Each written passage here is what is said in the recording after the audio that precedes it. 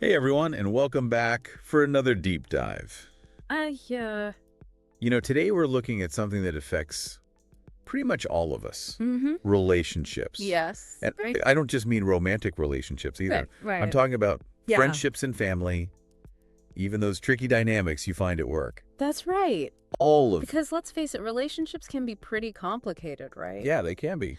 But, if you understand the warning signs, Yeah, the subtle red flags that kind of pop up, the red flags, yeah. that can make a huge difference in building healthy connections with people.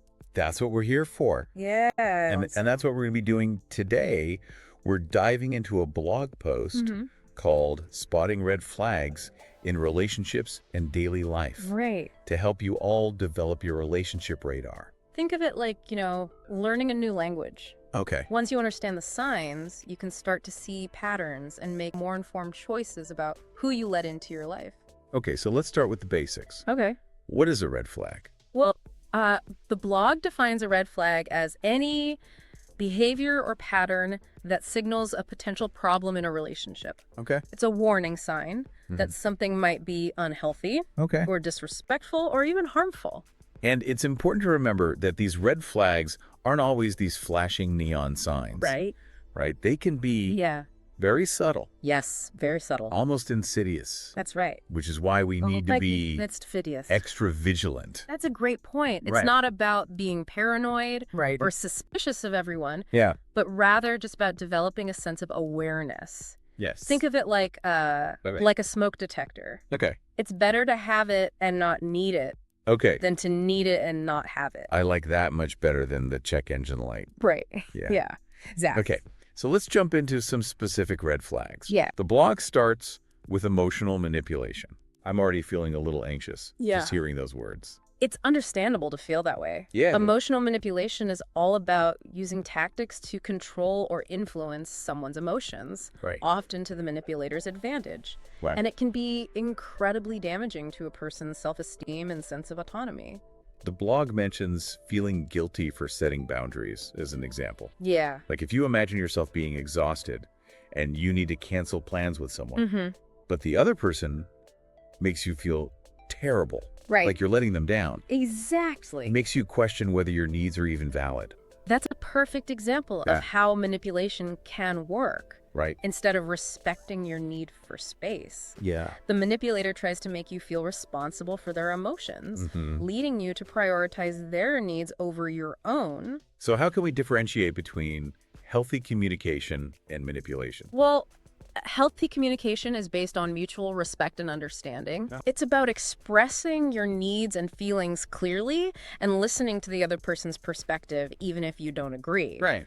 Manipulation, on the other hand, Yeah. is about control and often involves guilt tripping, playing the victim, or making you doubt your reality. And speaking of doubting reality, that brings us to another red flag, gaslighting. This one always feels especially sneaky to me. Gaslighting is a form of psychological manipulation where someone tries to make you question your own sanity and perception of reality. Right. It's about undermining your confidence and making you dependent on their version of events. Yeah. It can be very damaging. The blog gives some classic examples, like someone saying that never happened, Yeah. or you're overreacting. Right. It's almost like they're trying to erase your experiences or feelings. What's fascinating Right. and disturbing about gaslighting is that it often starts subtly. Okay. Maybe they deny saying something, they said, Mm-hmm. or question your memory of an event, right? And over time, this can erode your sense of self Yeah. and make you doubt your own judgment. It's like they're slowly chipping away at your foundation. Exactly. And that's why it's so crucial to be aware of this tactic. Yes. And to trust your gut instincts Right. if something feels off. Yeah. Or you feel like you're constantly being second-guessed. Yeah. It's a red flag that shouldn't be ignored.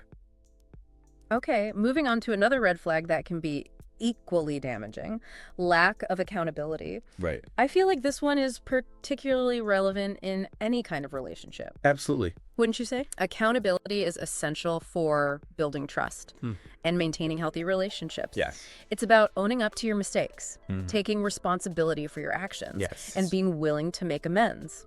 The blog highlights this, perfectly saying that everyone makes mistakes. Right. But what matters is how we respond to them. Exactly. If someone constantly refuses to apologize Yeah. or blames others for their behavior, that's a sign they might not be ready for a healthy relationship. It's like refusing to take the car in for repairs Oh. when the check engine light comes on. Oh, no. Eventually, those ignored problems are going to lead to a major breakdown. That's so true. Yeah. Speaking of breakdowns, let's talk about disrespect for boundaries. Yes. Another major red flag that can really wreak havoc in relationships. Boundaries are essential for establishing healthy dynamics in any relationship. Okay. They're the limits we set to protect ourselves physically, emotionally, and mentally. Okay. The blog gives some great examples like someone sharing personal information before you're ready, Right. pressuring you to do things you're uncomfortable with, or constantly invading your physical space. Right. These are all clear signs that your boundaries aren't being respected. And it's important to remember that all boundaries are valid, Okay. big or small. Okay. It's not selfish or demanding to have limits. Right. In fact, it's a sign of self-respect and a prerequisite for healthy relationships. I think a lot of people, especially those who are naturally more accommodating or people-pleasing, might struggle with setting boundaries. You're absolutely right. Yeah. Setting boundaries can be challenging, Yeah. but it's a skill worth developing. All right. It's about communicating your needs clearly and assertively, and it's crucial for building healthy, balanced relationships. And finally, let's talk about controlling behavior. Yeah. The last red flag on our list, Right. but certainly not the least important. Controlling behavior can manifest in many ways. Okay. From overt attempts to dominate and manipulate to more subtle tactics like guilt-tripping, emotional blackmail, and isolation. Yeah, the blog provides some clear examples like jealousy, excessive check-ins, Right. making decisions for you without your input. Yeah. Those are pretty obvious signs that someone is trying to exert control over your life. But as we've been discussing, these red flags aren't always so obvious. Right. Control can be insidious, creeping into a relationship gradually. Okay. It might start with subtle suggestions or helpful advice that slowly erode your confidence and independence. So how can someone recognize those more subtle forms of control, especially if they're already feeling insecure or unsure of themselves? It's about paying attention to how you feel in the relationship. Okay. Do you feel safe and respected? Or do you constantly feel anxious, walking on eggshells, worried about upsetting the other person? Okay. Do you feel free to be yourself? I think that's such a crucial point. It is. It's not just about the specific behaviors, but about the overall dynamic and the emotional impact of the relationship. Exactly. Yeah. And if you find yourself constantly censoring your thoughts, Yeah. feeling pressured to conform to the other person's expectations or doubting your own judgment, Yeah. those are all red flags that your autonomy and sense of self are being compromised. Wow, we've covered a lot of ground already. I know, right? Just recognizing these red flags feels like a huge step towards building healthier relationships. It absolutely is. Yeah. But awareness is only the first step. Now we need to talk about how to actually respond to these red flags Right. and what steps we can take to protect ourselves. And that's where things get really interesting. Yes. We'll be back after the quick break to delve into those actionable strategies. Yeah. So stay tuned. Stay with us. Stay with us. We'll be right back.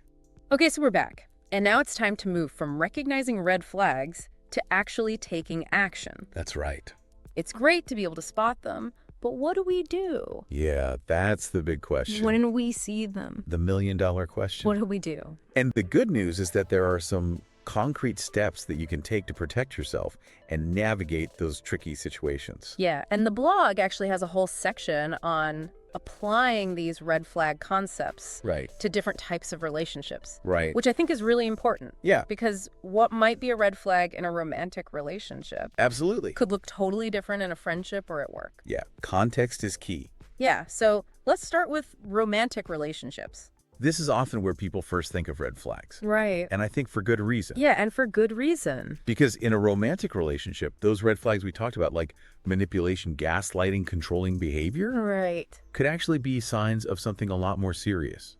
Exactly. They could be indicators of emotional abuse. Oh, wow. Which is a pattern of behavior aimed at controlling and manipulating a partner through fear, intimidation, or humiliation. That's scary to think about. It is. So what should someone do if they think they're in a relationship that's emotionally abusive? Well, first and foremost, know that you're not alone Yeah. and it's not your fault. Okay. Emotional abuse is a serious issue, Yeah. and it's essential to seek support. Are there specific resources that you would recommend? Absolutely. Reaching out to a trusted friend or family member can provide emotional support, but professional help is crucial in these situations. Okay. Organizations like the National Domestic Violence Hotline offer confidential support and guidance, and a therapist specializing in abusive relationships can provide tools and strategies for safety planning and healing. Okay, good to know. So moving on from romantic relationships, let's talk about friendships. Okay. What are some red flags we might see there? Well, a lot of the same red flags apply, Okay. but they might manifest in different ways. Okay. So, for example, that friend who always has to one-up your stories. Oh, I know that friend. Or the one who constantly puts you down, even if they say they're just joking. Oh, or the friend who always borrows money but never pays you back. Yeah. Or the one who's always flaking on plans. Yes. Those are all classic examples of disrespecting boundaries and taking advantage of the friendship. And I think it's easy to brush those things off in friendships. That's true. Especially if you've known the person for a long time. We often have more patience with friends because we value those connections. Right. But it's important to remember that healthy friendships are reciprocal. Yes. Both people should feel supported and respected. Yeah. Okay, let's shift gears and talk about work relationships. Yeah. Because those can be tricky too. Absolutely. The power dynamics at play in a workplace can make it even harder to spot and address red flags. So what are some red flags we should be watching out for with bosses or coworkers? Well, a big one is a boss who oversteps boundaries. Okay. Maybe making inappropriate comments, asking you to work late all the time without extra pay, or expecting you to do tasks that are outside your job description. Or the coworker who takes credit for your idea. Right. Or the one who's always gossiping and creating drama. Exactly. Those are all signs of a toxic work environment. Yeah. And it's important to remember that you have the right to feel safe and respected at work. So what would you recommend someone do if they're dealing with a difficult boss or coworker? Well, documentation is key. Okay. Keep a record of any incidents, including dates, times, and specific details. Okay. If you feel comfortable, try addressing the issue directly with the person involved, Okay. focusing on their behavior, not their personality. What if talking to them directly doesn't work, or if you don't feel safe doing so? Then it's time to escalate the issue. Okay. Talk to your HR department Okay. or a trusted supervisor. Okay. Remember, you don't have to tolerate harassment or bullying in the workplace. Now let's get real for a second. Mm-hmm. What about those tough family relationships? Yes. Because sometimes those red flags can feel even more complicated. You're absolutely right. Family dynamics can be incredibly complex. Right. We have this societal expectation that we're supposed to love and forgive our family no matter what. Right. But that can make it really hard to recognize and address toxic behavior. It's like we're supposed to just accept certain behaviors because that's just how they are, Yeah. even if those behaviors are hurtful or damaging. Yes. And that can be incredibly detrimental. Right. It's important to remember that you deserve to be treated with respect by your family just like anyone else. So what are some red flags to look out for in family relationships? Well, many of the same red flags we've discussed apply here. Manipulation, lack of accountability, disrespect for boundaries. Okay. But it might show up in ways that feel more familiar Okay. or even ingrained in the family dynamic. So for example, that parent who's constantly guilt-tripping you into doing what they want, Right. or the sibling who always plays the victim and never takes responsibility for their actions. Or the family member who constantly criticizes your choices or puts you down even in front of others. Yeah. Those behaviors can be especially hurtful coming from people who are supposed to love and support you. It can be hard to know what to do in those situations, especially if it's a pattern that's been going on for years.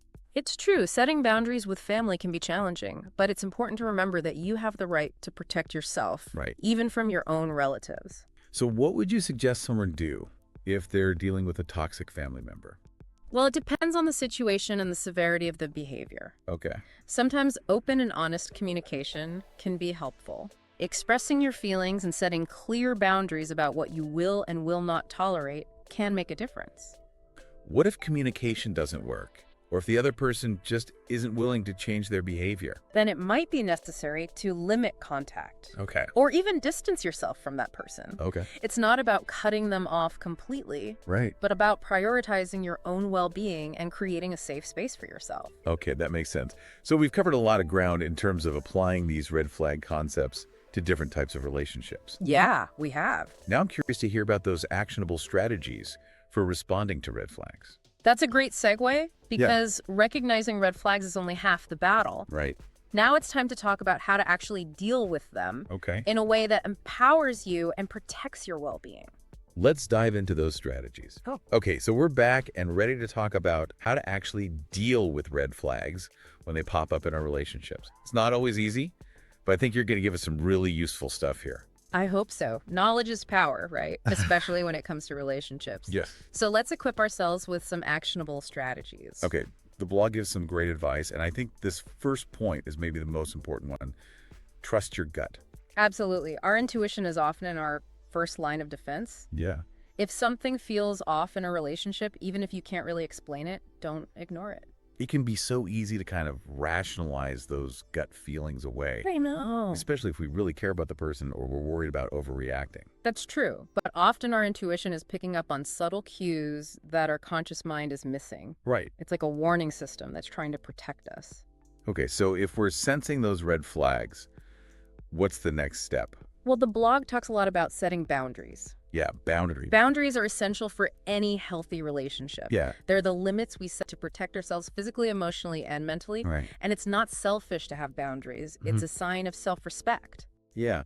I think a lot of people struggle with setting boundaries, especially if they're used to putting others' needs before their own. You're right. Do you have any tips for those of us who find it hard to say no? Oh, practice makes perfect.